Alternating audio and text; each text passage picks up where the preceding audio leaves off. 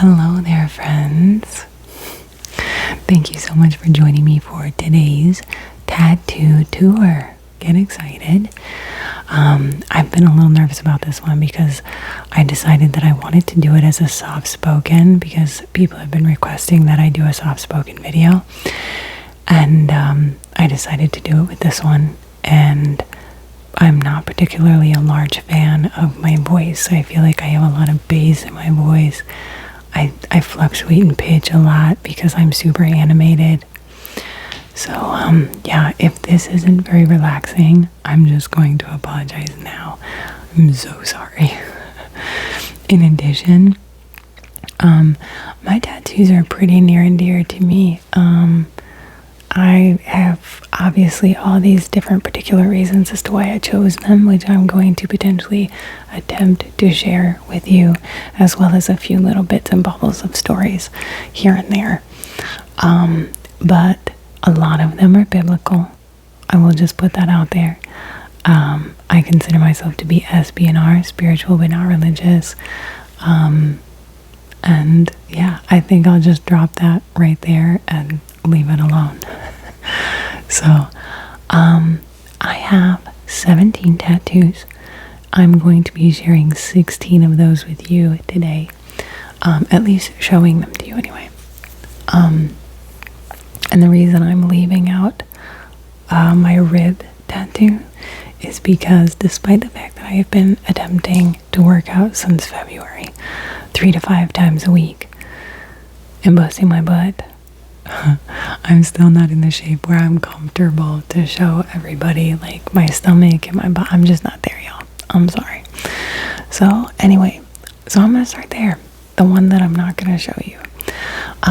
Down my ribs, I have the words Meus Optimus Amicus, Meus Pessimus Hostilis, which is Latin for my best friend, my worst enemy. Now, I will say this, when I went and got the tattoo, I had to lay for it. And fun fact, I had dimple piercings done in my back. And when I did, a long time ago, they lost the dermal in my back. And when they were digging around for it, they had a nerve. And for the longest time, for many years of my life, I couldn't sleep flat on my back. Yeah. So when I laid for this tattoo, or attempted to, I had to get up multiple times.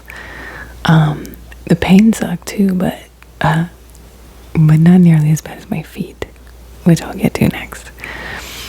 The reason I chose Latin, Meus Optimus Amicus, Meus Pessimis Hostilis, my best friend, my worst enemy, is in reference to self. Like, honestly, ever since I was a kid, or for a very long time as a child, it was really that way. Like, I could really build myself up and hype myself up and give myself the confidence that I needed to do anything. Like, I remember when I, tried out in high school to be, they had 2 different teams, like cheerleading and dancing, and I did both, and I tried out for both, and I amped myself up that I was the best, and I should be on the team, and I made it. And there were so many things that I've done that it was like I could do because I believed in myself. And then there were other times that I could just look in the mirror and tear myself apart.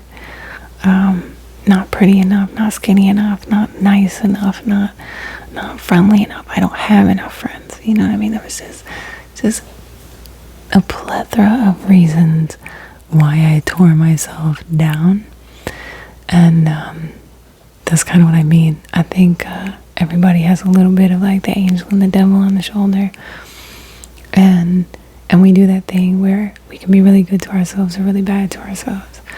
So yeah, it was a very like mirror thing of my best friend, my worst enemy.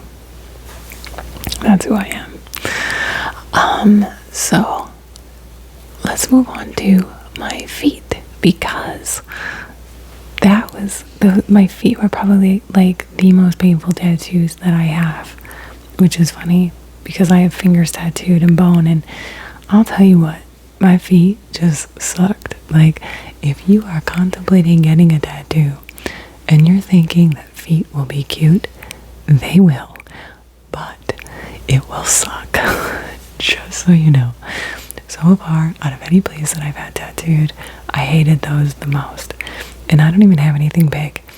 I have 12 stars on my left foot and 7 stars on my right foot. So I will show you them.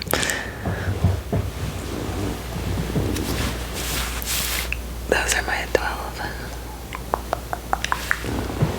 My 12. And my 7 are up top here. I've got one like up there, and they go down.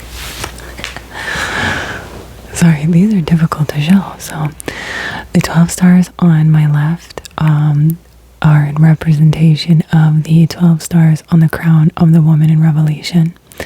Also the 12 apostles, the 12 tribes of Israel. Yeah. And then the 7 stars on my right are the 7 stars that Jesus holds in his right hand in Revelation. The 7 days of the week, the 7 angels, the 7 churches. So yeah, God's number 7. Hey, yeah. So that's what those are for. Yeah, but feet suck. And I got them done twice. Because originally, the tattoo artist that did it, I was in Tampa, in Ybor City. Don't get tattooed in a party city. Like, just don't do it. It's a bad idea. One drunken night. And we kind of went in and I was like, it's stars. They can't screw this up, right? It's stars. How can you screw up stars? They screwed them up. It was like the points on the stars were like rounded. They're like rounded off. They weren't actual points. So I had to go see one of my girls that tattoos, and I was like, yo, fix this. So she has these tiny needles. That was probably part of the problem, going in there to make these into points, and it sucked. But yeah, not fun. All right, moving on. So that's 1, 2, 3. That's 3. Let's just keep moving up, right? Okay. So I made notes. I think I'm gonna do my arms. So on this arm I have Hebrew. I'm pretty sure it's actually upside down. Yeah, it could potentially be a fail. I'm not even sure. But the funny thing is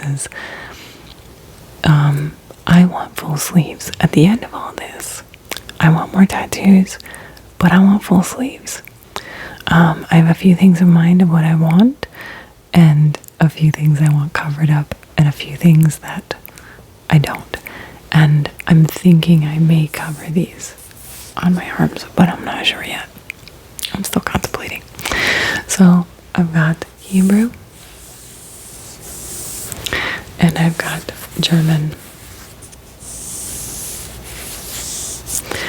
The Hebrew, I'm going to say my mic stand. The Hebrew says, we are all just a product of inherited sin. And then the German says, but death can never have me. So essentially, this kind of goes back to the whole biblical thing I was talking about, where it talks about, like, we all inherit the sins of our ancestors. I kind of realized very quickly in life that I had inherited my dad's temper, who had inherited his dad's temper, and it kind of just went down the line. And it's been one of the hardest things that I've ever kind of had to deal with, is having such a bad temper. Like, my mom even told me when I was a baby I had a temper. Like, I've just always had a bit of like a fly by the seat of my pants, like wild, like ferociousness to me. And I kind of thought that I would outgrow it eventually, and I never have. It's always been like, I'm pretty temperamental. But I will say this, anybody who knows me now is like, that's not a thing. Like, your temper, like, you don't even have a temper. Like, it takes a lot to flare you up. And I'm like, it took me years to get it under control. Like, a lot. To just kind of be able to handle it, recognize it, realize that I'm doing it, and chill the F out. Like, and I think the whole concept that everyone inherits these genes, and in your genes or in your blood, you end up getting not just the good genes, but the bad as well. You know, the good and the bad come together, right? So, you know, it's the same thing. You can't have God without the devil, and the devil without God. Good versus evil. You just can't. So, if you believe in one, then you have to believe in the other. It just is. So, it was one of those things where it was like, we all are products of inherited sin along the line somewhere. In the Bible, the devil is called death, right? And it was the whole concept that on this side I went, but death can never have me, saying, I'll never let it kind of take control. I'll never let it take over and consume me. Is essentially what that all came together as. You're welcome for that crazy interpretation. In addition, my the first book that I ever wrote, and published, actually, it's the only book that I've published so far, but it was the first book that I wrote. I wrote more than one, and it's called Inherited Sin. And so it kind of worked out well too that I had the title in the tattoo. So that's that. So that's 1, 2, 3, 4, 5. Okay, let's move on. Let's see. So let's move on to the tattoo that I like the least, and that is my yin yang. How do I show that to you? There we go. My yin yang. I just feel like it's so old school. Like, I feel like first off that like yin yangs aren't really a thing that are in anymore. Were they ever, like, I don't know if they're a trend or not. It feels very hippie. Nonetheless, in 2015, I traveled cross country, and I went from East Coast US to West Coast US, and I traveled throughout all the states, right? I traveled for about 6 months, and just saw everything I could along the way. I took a friend of mine, and my friend and I could not have been more opposite. Like, we thought very differently, and it put us into a lot of different arguments. And you know, there's a lot of things that I would, if I could go back and do it again, that I would change about that trip. And that's probably a story for another day. But nonetheless, when we got back, it was one of those things that we kind of decided, despite our differences, that we always wanted to remember the trip and remember that we took it together. And so we went, and I got the black half of the yin yang, and he got the white half of the yin yang. And that was it. Our friendship ended up colliding over money. It was super petty and stupid, in my opinion. But I feel like if you have a friend that's willing to let your friendship die over a disagreement, like, they can keep it. But again, this is meant to be relaxing. I'm sorry. Let's leave the drama out. Nonetheless, that's the only tattoo that I'm like, I kind of wish now that I could take it back sometimes. Although the trip, I never want to forget the trip, so I don't know. I'm conflicted. Anyway, let's see. What else do we got? Oh, we'll do this one. this is what a lot of tattoo artists would refer to as a scratch. That's my scratch tattoo.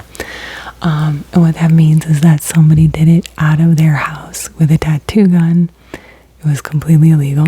They're not licensed. And yeah, and she did it. It was like in the basement of her house. But it's funny because I will say this. I don't know how tattoo artists are nowadays, but back then, tattoo artists would not touch your hands if you weren't already tattooed on your hands or your neck. Or there was just a lot of places that were like, nope, I will not go there. But a lot of artists won't touch your hands, and I found this out, or found out the why more or less later on, when I did my apprenticeship.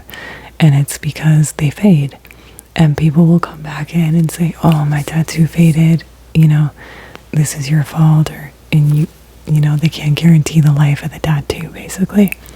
So a lot of people will not tattoo fingers, palms, hands in general, because you're constantly washing them, and it just makes the ink fade faster. So yeah, just in case you didn't know. But yeah, I went to a lot of tattoo shops. I mean, a lot of tattoo shops to get this tattoo before I finally decided, you know what, I need to find somebody that will do this. And one of my homies was like, hey, I know a girl. And I'm like, cool, hook me up. So yeah, we called her, and she was like, yeah, just come on through. I think I paid like $30 for this thing, 30 or $50 or something. I think 50 with tip, and that was it. But yeah, I've had this touched up probably 3 or 4 times, because yeah, it does fade. It's been a long time since I've had this one touched up, though. A long time. And my tattoo artist that I used for a very long time, who guaranteed the life of his tattoos, was really awesome. And every time I went in for a piece, like a new piece of work, he would touch it up for me. So that was cool. Like, anytime I asked him to, anyway. But he was super cool about it. Anyway, this tattoo, what is it? You're like, get on with it, lady. This one is actually Isaiah 44:5. It doesn't say Isaiah 44:5, but it's in representation of Isaiah 44:5, which says a whole lot of stuff until it gets to the part where it says, and there will be some who will take the name of the Lord upon their palms, and those will take Israel as their own. And yeah, so that is Aramaic for Yahweh. It says Yahweh, which is God. Get excited. Alright, so that's my palm tattoo. Then, while we're like on that topic of God, I have hands in prayer. These two on the end here are He is greater than I. Basically, the concept of whenever you're praying, you need to remember that there's something far bigger than you if you pray. And even if you don't pray, I don't know. Anyway, so that's what that is. Let's see, is that all on that side?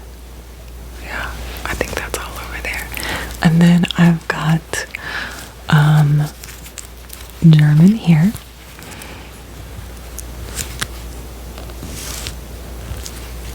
And that one says, conquer the impossible. So the conquer the impossible tattoo was the concept that everything in life, everything at some point or another was impossible until someone proved it wasn't. Running the mile in 3 minutes, 5 minutes, 7 minutes, at some point, all those times were impossible. Going to space, going to the moon, all of it was impossible. You know, being able to explore deep depths of the sea, or you know, or there's so many things, like all these things are coming to mind. Vote, women voting, like just all these things were impossible at one point, and until somebody said enough's enough, I'm gonna do it. And now it's one of those things where you can't say it's impossible. Like, yeah, driving in cars. That sounded like thunder, but I actually think it was probably one of my parents' cats jumping off the bed. So, yeah, conquer the impossible. It's funny because whenever my little girl tells me, Mommy, I can't, I'm like, yes, you can. There is a difference between I don't want to and I can't. And if you don't want to, that's one thing. Just say you don't want to. But don't tell me you can't, because you can. I wouldn't ask you to do anything I didn't think that you could do. So, yeah, conquer the impossible, guys. Like, no matter what anybody tells you, if you think that you can do it, it's possible. Make it possible. Work it out. Like, don't ever let anybody tell you something is impossible if you believe that you can do it. You can do it. Period. Okay. Moving on, because I will rant about my tattoos for hours if you let me. Let's see. I've got a not of this world tattoo here. This represents NOTW. You've probably seen this on bumper stickers or car windows. And if you never have before, you will now. Trust me, it's one of those things where you'll never have seen it before, and then suddenly you saw it in a tattoo and you're like, oh, I see it everywhere. Or somebody told you about it and now you see it everywhere. So yeah, not of this world. Jesus said in the Bible, while you are a part of this world, while you live in this world, you are not of it, right? Don't conform. You don't have to be like everyone else. You don't have to have the opinions and the beliefs that everyone else has. Just because you live amongst people doesn't mean that you have to be a sheep, right? So, yeah, be yourself, don't conform. Do what you want to do, be who you want to be, right? I think someone just messaged me, so if you heard a beep, I'm sorry. Okay. Then we've got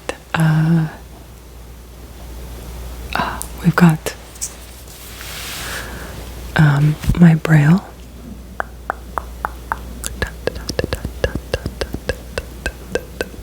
Yes, my braille.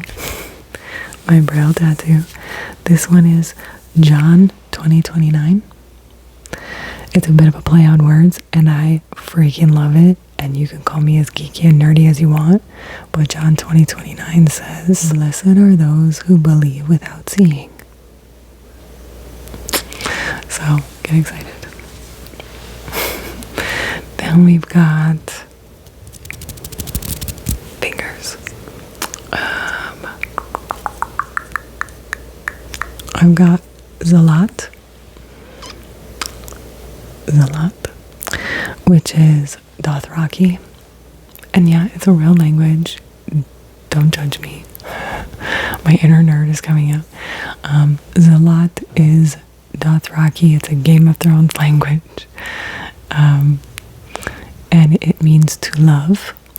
It's a tattoo that my husband and I both have. We have it for our ring fingers, so that if we ever forget to wear our rings or put them on after working out or washing hands, which is pretty regular in this house that we forget to put our rings back on. When we go somewhere, at least there's still the tattoo. Also, before we got married, I had my tattoo machine, and we both tattooed each other with an infinity symbol. so that it says to love eternally, right? So there's that. Then there's Colossians 3:8. COL 3:8. I got that one. Crazy story. I got that one when I worked in a call center. I was management in a call center. So I wasn't on the phones. I had my own team of agents, and I had grown pretty quickly in the company. Like, I had started out as an agent, and like within months, like I had gotten made into a team leader, and then from team leader to supervisor, and like I just moved up really quickly in that company, and I was doing really well, like really early on for my age. And that whole temper thing that I was telling you guys about earlier kind of got to me. Like, I feel like it started to kind of take control a bit, and I can honestly admit that I was treating the people that worked for me like dirt. Like, I feel like despite that they, like, I loved them and admired them, and they were the same way with me, I just feel like because we were that way, we kind of took advantage of each other. And like, I felt like I was really I was overworked, I was tired, I was sick of the job, but I made a lot of money, and I felt very needed, which I think is what made me want to stay as much as I did. And so I hated it and loved it. I had such a love-hate, like, they need me, which is such a big deal sometimes for people.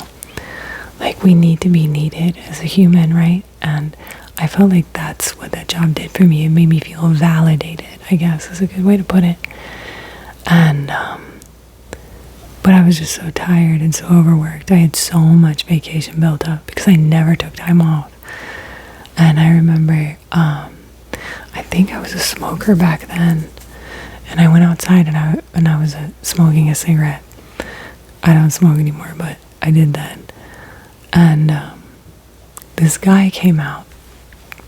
His name was Laval, and he worked in a different department than me, but I'd seen him around a few times. And he came out and he sat down next to me, and we were talking, and he said, "Hey, you okay? Like, you look a little bit wrecked." And I'm like, "I'm tired, man. Like, I need a vacation. I'm sick of this place." And he's like, "So why don't you take one? Do you have any time off?" I said, "Yeah, I've got tons of time off. Like, I probably have like at least 8 weeks of PTO at this point. Like, I can't take time off." He's like, "Why not?" And I said, because this place would not function without me. Like, they would never make it. And he's like, you truly believe that?" And I was like, yeah, dude, like, you have no idea. This place is a shit show without me. He's like, "You know what? I want you to do me a favor." I said, "Okay." He's like, "I want you to go home tonight, fill your sink halfway with water. Plug it, yeah. Okay. And then I want you to take your fist and put your fist into that sink of water." I'm like, "Okay." And he's like, Whoa, and then watch what happens." I said, "Okay." He goes, "The water's gonna fill up around you. Yeah, that's you in the company, in this company." He's like, "This is a corporate operation. This is a very big company. That's you." I said, "Okay." He's like, "Now take your hand out, or your fist out of the sink water." Okay. Now what happens? The water fills in. Right. So if you leave this company tomorrow, if you get fired, if you walk out the door, if you take a vacation, they'll fill in. Everything fills in, especially in a company like this. If you leave, they will replace you. They won't think twice about why you left or if you're coming back. They don't care. There's always going to be somebody else who is willing to take your spot, always. And they will always fill it. Who will never be able to fill in that spot if you leave is your family, your friends, the people who love and care about you, the people that you need to take time away from this place for. Because if something happens to you and you burn out and something happens to you health-wise, those are the people that are going to suffer, not the ones in this company, because they'll always replace you. But your family and your friends and the people that care about you won't. And I was like, wow, that's pretty profound. I think the reason that meant even more to me later on was because about 2 weeks later, Laval was scheduled for like this routine surgery that he went in for. He was telling me about it too. He's like, yeah, I just got this. It's real quick. It's, they're going to put me under real quick, do this surgery, and I'm out. I'm good to go.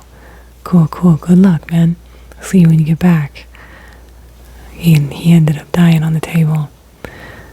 And that was the last time anybody saw him. So I think he was like in his early 30s. So it wasn't like he was some old dude.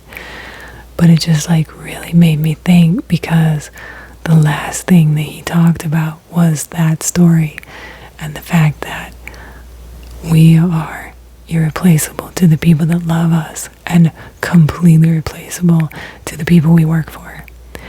So yeah, take care of you. And don't let things let you burn out. Treat people kindly.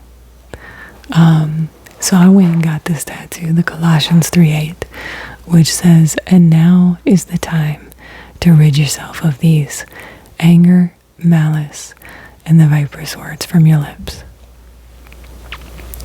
So that's where that came from. This one, it's one of my favorites. This is a Chinese finger trap. My best friend has the other half. However, I haven't seen or talked to her in what feels like forever. I feel like our friendship is kind of crumbling a bit. It sucks. I feel like I need to go get the other half, like here, just so that way I don't have an incomplete Chinese finger trap. But no, anyway, let's see. I feel like there's one more tattoo. Yes, I did. I saved one more tattoo for you. This one is my absolute favorite, which is funny because the best friend that I was just talking about with finger trap finger and my husband have the same tattoos. We all went and got them together. And it's actually the beginning of a Steve Jobs quote, and I love it. So I wrote down the quote, and I'll read it to you, and I'll show you the tattoo. And it says, "Here's to the crazy ones." So I wrote down the quote so I can read it to you, and then we'll close out. Get excited. So it's, here's to the crazy ones, the misfits, the rebels, the troublemakers, the round pegs in the square holes, the ones who see things differently. They're not fond of rules, and they have no respect for the status quo. You can quote them, disagree with them, glorify or vilify them, but the only thing you can't do is ignore them, because they change things. They push the human race forward, and while some may see them as the crazy ones, we see genius, because the people who are crazy enough to think they can change the world are usually the ones that do. And that, my friends, is the end conclusion of our tour. I hope that it wasn't too lengthy or boring. I hope that the soft-spoken didn't kind of ruin things for you. And I hope you were still able to get some sort of relaxation despite my moments of drama. I I debate with myself on whether I should go back and do any editing on this video or not. Because I know I did have my little rant moments, but I think I'll leave them in. Alright guys, well, I hope you enjoyed it. If you have any questions, definitely feel free to let me know. If you enjoyed this video, don't forget to smash that like button on the way out. I appreciate you so much for hanging out with me always, every time. It means the world to me to have you guys here, to feel like I have friends or people out there that I can just talk to and hang out with. So I hope this helped you to get to know me a little bit better. Like I said, if you have questions, let me know about it. And if you don't know what to say in the comments and you have a tattoo, let me know what tattoo you have that is your favorite. I would love to hear it. It would just be so cool. I love hearing about that stuff. Alright guys, again, thank you so much for coming to hang out with me. I hope to see you in my next video. Bye.